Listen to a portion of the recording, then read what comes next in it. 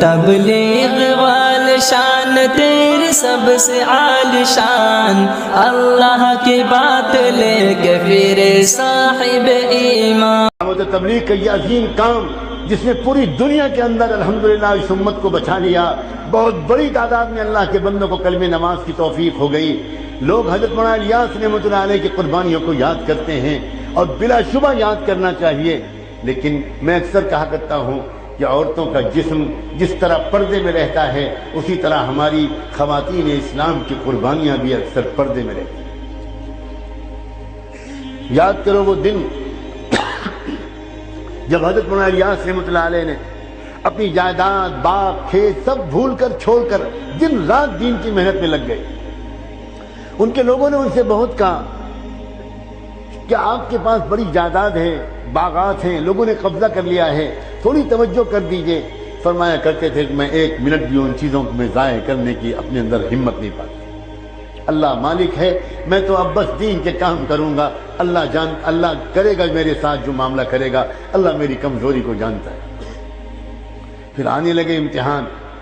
پھر وہ وقت آیا کہ رمضان مبارک کے دن تھے، بنگلے والی مسجد میں مہمان تھے،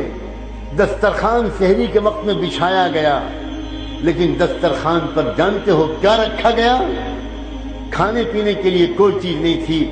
وہیں پر ایک پیڑ لگا ہوا تھا جس میں گولر کا پھل نکلتا تھا۔ گولر کا پھل کوئی انسان نہیں کھا سکتا، یہ صرف بکرے کھاتے ہیں۔ اس گولر کو توڑ کر رکھ دیا گیا دسترخوان پر، اور سحری میں حضرت مولانا الیاس رحمۃ اللہ علیہ نے اور ان کے مہمانوں نے گولر کھا کر پانی پی لیا اور دن بھر روزہ رکھا، انتظار میں رہے شاید افطار کے وقت میں کچھ کھانے کو مل جائے، ایک پیالی چائے ہی مل جائے، کچھ تو ملے گا، مگر پھر دسترخوان افطار میں بچھا اور پھر گولر اور پانی کے سوا کچھ نہیں۔ جب ایسے دن گزرنے لگے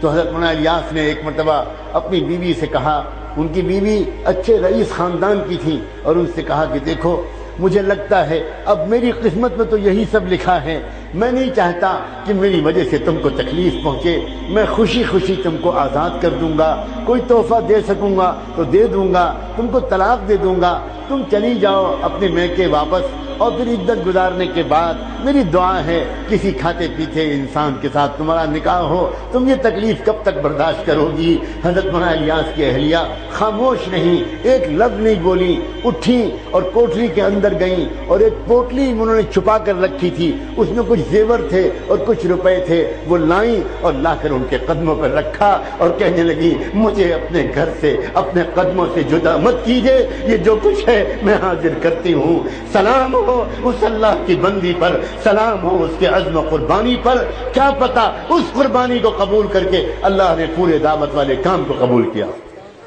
اردو اور کشمیری زبان میں دینی بیانات حاصل کرنے کے لیے ہماری یوٹیوب چینل کو سبسکرائب کریں اور بر وقت معلومات کے لیے بیل آئیکن ضرور پریس کریں۔